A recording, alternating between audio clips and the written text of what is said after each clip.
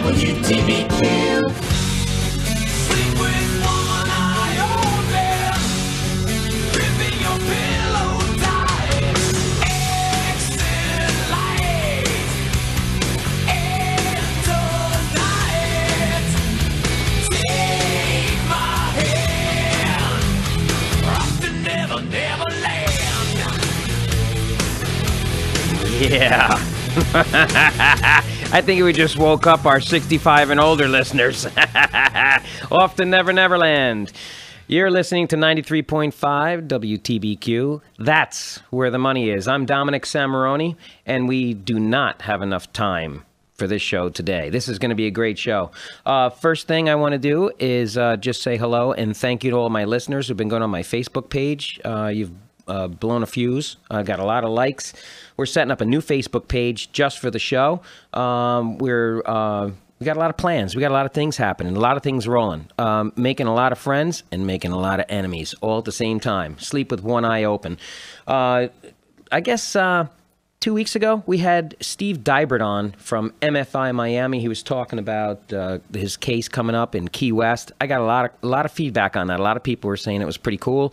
His strategies of going into court and how he did his research to level the playing field for a borrower who is in foreclosure. We're going to talk with him. He's going to be coming on board with us in a little bit.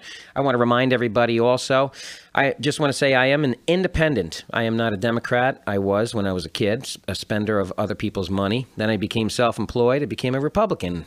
Then as I got older, Libertarian made more sense. Just stay out of my business completely. So that's where I'm kind of at, but I haven't registered. But I do want to say this. Donald Trump, making a lot of news. He's a businessman. Definitely flip-flopped on a lot of issues, but compared to the other boobs that are out there on the campaign stump and campaign trail, the guy is making a lot of sense. He's making a lot of waves. A lot of people are following him. He's way out in front in the Republican Party. A close second. Well, he's not a close second since Trump is way out in front. But second place is the Vanilla Obama. That is Bush, Jeb Bush. Vanilla Obama. And then there's a whole bunch of others behind. And unfortunately, Rand Paul, I was a big fan of, speaking of closet libertarians. But it seems like Trump is making a lot of news. Tonight is the first debate. I haven't seen this much action and this much activity and hype since Ross Perot ran for president of the United States. So we'll see how that goes tonight. I hope everybody's going to tune in. Hope everybody's tuning into my show today. We're going to jump in with my friend Steve Dybert from MFI Miami. You there, Steve? Yeah. Hey, Dominic, how are you? All right, brother. How'd you like that opening song? I can't believe you just endorsed Donald Trump. I didn't endorse him. I said he's way out in front, and he's making a lot of friends and making a lot of enemies. The man is the Richie Rich of Queens. Yeah, he is. That's right. He was born with a silver spoon in his mouth. And don't believe all the hype about how he's a self-made man. No. Over half his money we know came that. From, it was inheritance. And yeah, I won my election. Everybody's from New York knows that Donald Trump is full of BS. Yeah, we all know that. We're not Yeah. we're not stupid up here. But you know, some of the guys he's got everybody else shaking in their boots, and they're thinking harder, they're working harder, they're sweating more. So that's the part I like, to be quite honest with you. I just like to stir up. Yeah, I totally agree with you on that one. That side of the coin. Well, like my favorite reggae singer used to sing, "Steer it up." He's stirring it up. Bob Marley, exactly. He's stirring it up. So I'm curious to see. I'm watching it. Like I said, I'm more of a libertarian, but I'm just watching it for complete entertainment value. I think it's going to be great tonight, quite frankly. Otherwise, why else would we watch tonight? Yeah.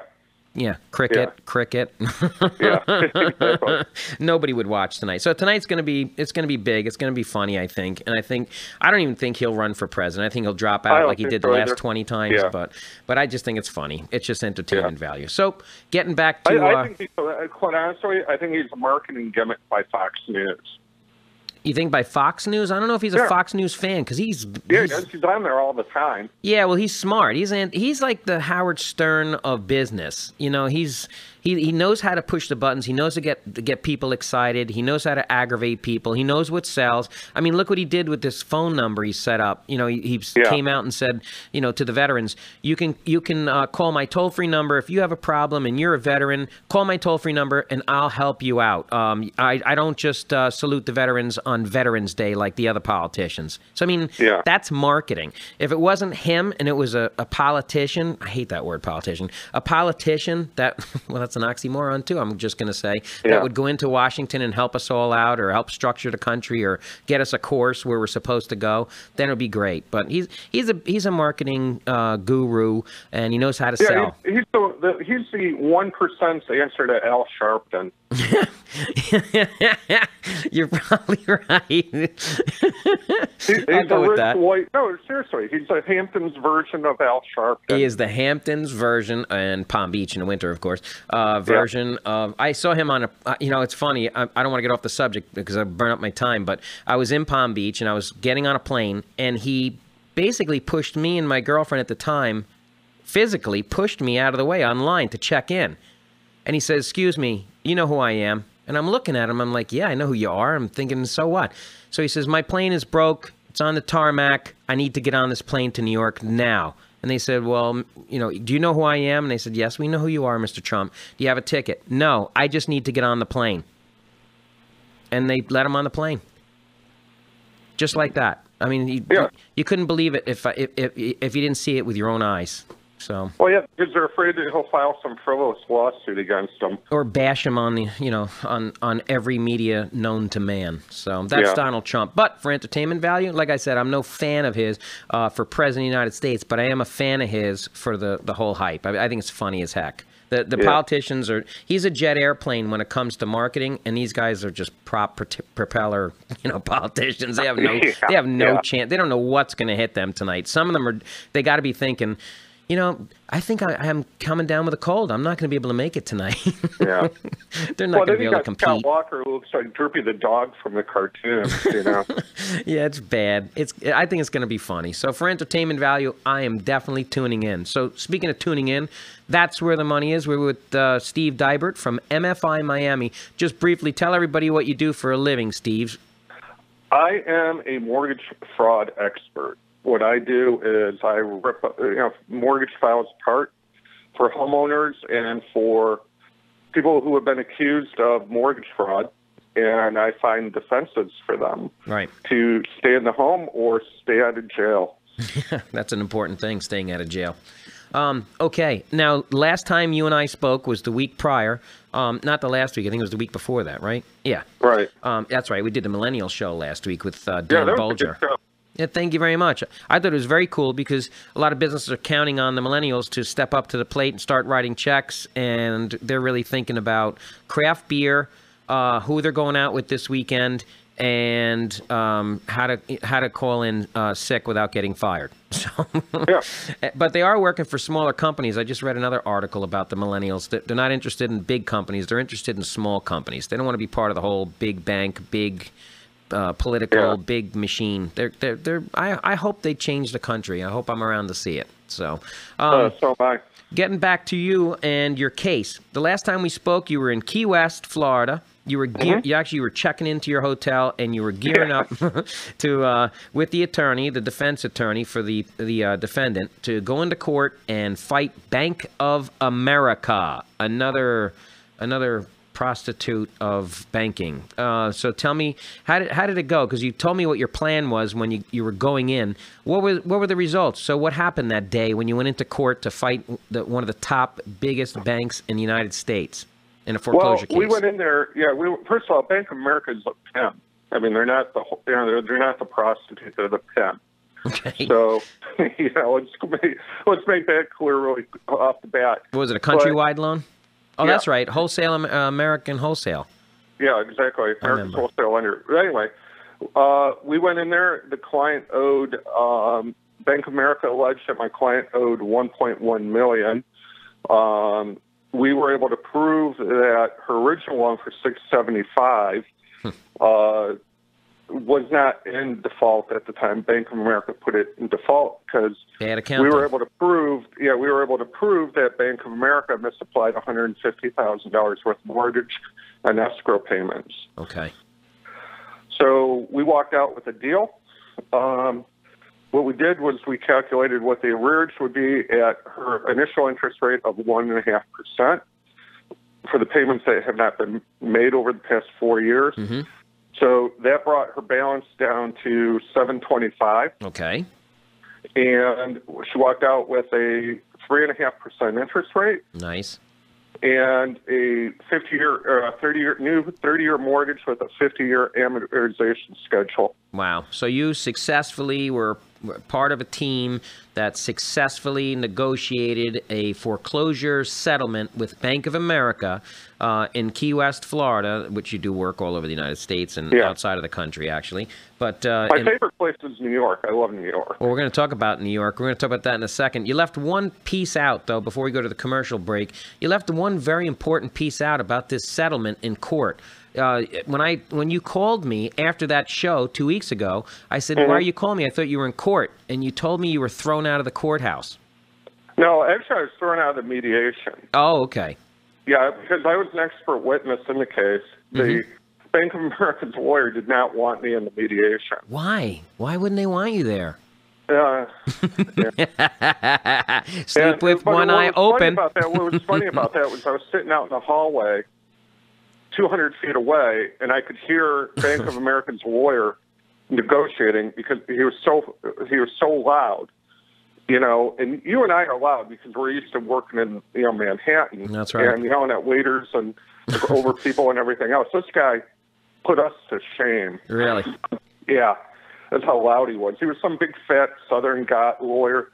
Thought he was thought he was the next greatest thing since Robert E. Lee, and thought he came strutting in there. So when he and heard, he walked out with his tail between his legs. yeah, I guess he did, making a deal. But when he heard it was you, Steve Dybert from MFI Miami, and if you Google MFI Miami, Steve Dybert, you'll know who he is. Not only is he a forensic,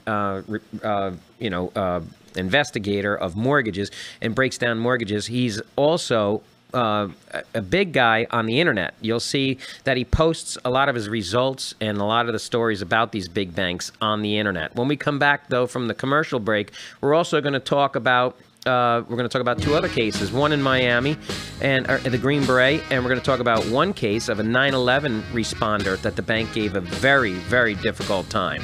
We'll be right back.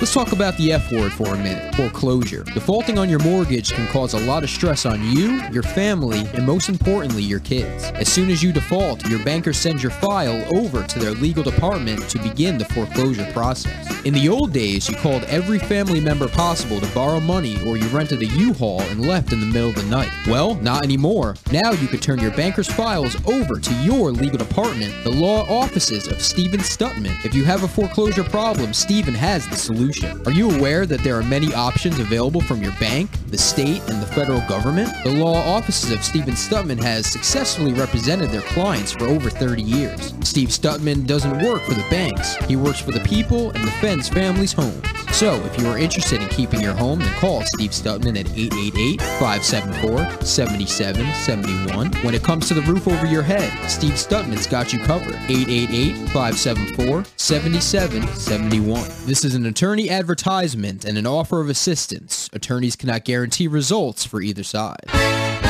Come to the Florida Family Fun Fest. This year's Fun Fest features a free concert with the Jimmy Sturr Band, live music all day long, and the kids can enjoy the thrill rides for free. Enjoy arts and crafts and MC Nat the Cat on stage all day long. The Florida Family Fun Fest on Main Street in Florida, this Sunday from 1 till 8 p.m. in the Village of Florida. Sponsored by Miles Wealth Management, Scrab Eyes Trucking and Excavating, the Jimmy Sturr Travel Agency, Roe Brothers, and the Quaker Creek Store. When my construction company has a tight deadline, I need a contract bond fast. That's why I work with Selective. With their Contractor Express program, I can pre-qualify for bonds for many of my smaller jobs in just a few minutes. Selective. Response is everything. For quick and easy bond solutions, visit selective.com. Small contract bonds and no hassle. That works for me. This is Garrett Derlin from Sealy & Derlin Insurance. For quick and affordable contract bond needs, contact us at 845-986-1177. Insuring your business is serious stuff. You don't need gimmicks or cutesy mascots or punchlines. You certainly don't want red tape. You just want the right coverage at the right price. We're as serious about insuring your business as you are about running it. Selective. Response is everything. This is Garrett Derlin from Sealy & Derlin Insurance. To create your custom business insurance solution, contact us at 845-986-1177. Hi, this is Lorraine on the Tuesday Roundtable. We're going to talk about things that affect you here in Orange County. This show is going to continue to be your forum for that discussion. So don't forget Tuesdays, 9 a.m. here on WTBQ, 1110 a.m. and 93.5 FM. Hey Polka fans, it's Nat the Cat inviting you to join me for an hour of polka fun each and every Sunday morning. For the very best in polkas, waltzes, and obetics, join us at 10 a.m. for the Natalie Gabala Polka Fun Show, Sundays, and it's all here on TBQ. WTBQ. All right. Here's Dominic Samaroni with That's Where the Money Is. We have a lot to talk about. I don't think 30-minute show is doing it. We're going to have to expand this a little bit, Steve. Now, when we left, we were talking about how you made out in Key West, Florida, and how's your record so far with Bank of America? Well, my record with Bank of America is, I'd say probably 10-0, with either courtroom victories or them throwing in the towel, 10, 15, 20 minutes before court. Usually they don't want to go to trial if I'm a witness, because I'll tear their attorney to shreds, and they know that. So they'll usually, Let's walk make away, a deal. Yeah. or try to cut a deal, Or or adjourn the case so they can cut a deal. Or walk away. And that leads me into your Green Beret client. Let's talk about him for a minute. Yeah, well, actually, I had that a couple of weeks ago. We talked about my case in Miami where Chase had walked away. Right. 90 minutes before court. Well, the Green Beret story is actually something that happened up in Michigan a couple of years ago. Okay. Right after the 2012 presidential election. And what happened in that case was I got a call from a guy who's a retired Green Beret. Mm-hmm. With a blind autistic son, and J.P. Morgan Chase. Oh, love them. Offered him a loan modification, then reneged on the loan modification. Yeah, they don't do that anymore. They changed the rules on that. They used to do that all the time. They had to after this case, because what happened, I got a hold of friends in finance media, and a couple of my friends in finance media in Asia called J.P. Morgan corporate on Maiden Lane in New York, mm-hmm. and said, "What are you guys doing?"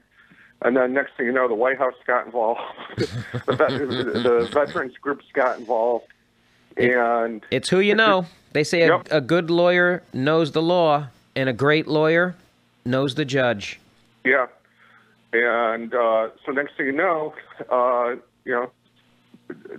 J.P. Morgan was saying, "Here, go away. Here, we're tearing up this mortgage. Go away, and leave us alone." And on a side note, there were two casualties in that fight.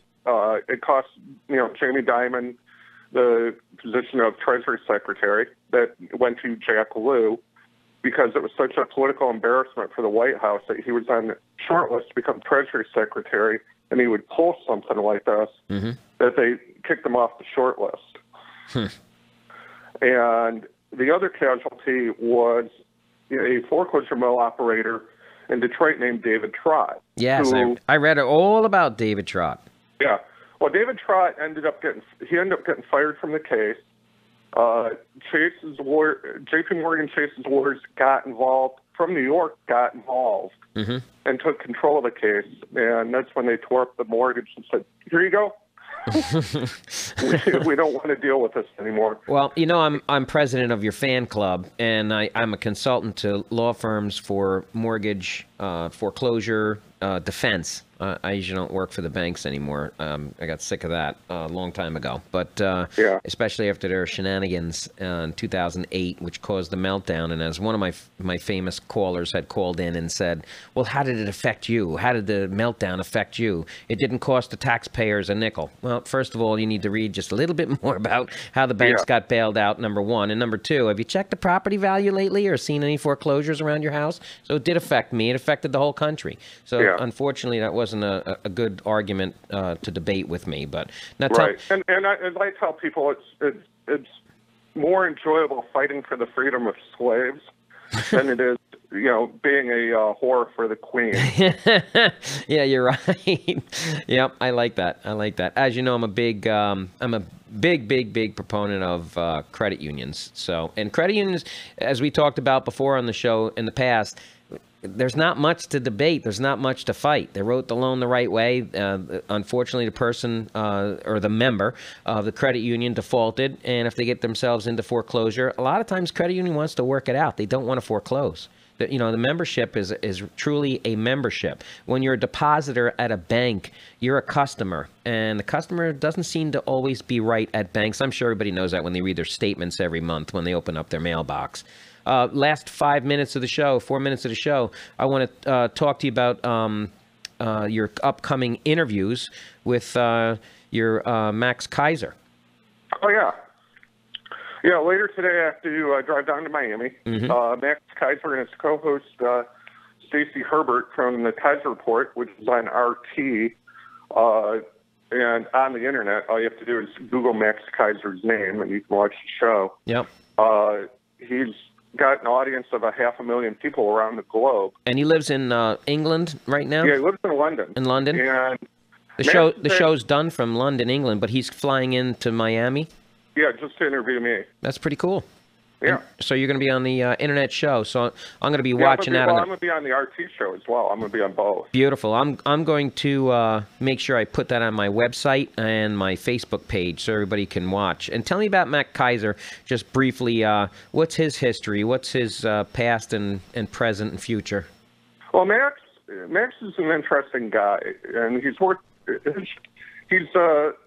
basically a retired Wall Street guy, and he does a show like you. It's an alternative kind of, you know, finance show. He talks about people that you're not going to see on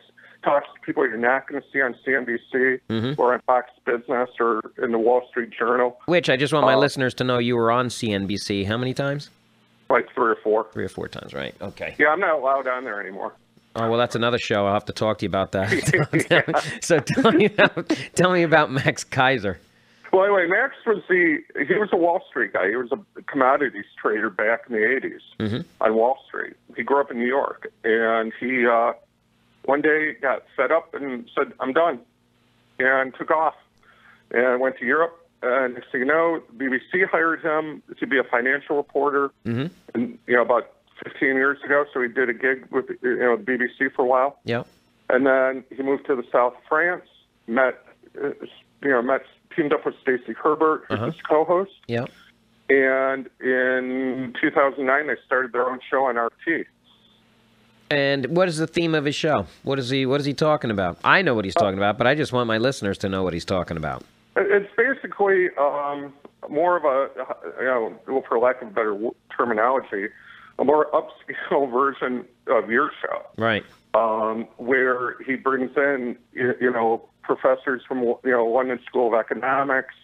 He brings in people, he brings in other fraud investigators from like Scotland Yard and other people that have anything to do with finance. Yep. And, so he turns, and then he's kind of like a, how can you put it? An alternative version of Jim Cramer. Yeah, okay. On the show. From the other side, the flip side. Yeah. He's very intense, and he's not really patronizing the banks. He's bashing the banks, right. Bringing out their true side, their true colors. Yeah, he was in the trenches like you and I were. Right. in the banking industry, and he saw the horrors of it. Yeah, we knew what really went on. And Yeah. I could do another show just on and, that. You know, all these bankers who sit there and say like movies like The Wolf of Wall Street are all fictitious. Yeah, they're kidding themselves, and they're spewing propaganda to cover their own rear end. No, that's definitely a true story. And Yeah. I'm going to tune in. When is that going to air? I have no idea. Probably either Saturday. Usually they tape the show on Thursday and air it on Saturday, or 2 days later because they do 3 shows a week. All right. Well, Or it may not be up next week sometime. You'd let me know as soon as possible, and I'll make sure that everybody knows when that's coming up, and I'll make sure I not only put it on my website and on the Facebook page, but I'll also make sure that I put it up in the radio show. Hey, Steve, thanks a lot for coming on. I love the victories. You know I'm your biggest fan. If you know anybody thank you. going into foreclosure, you give me a call. I got the team for you.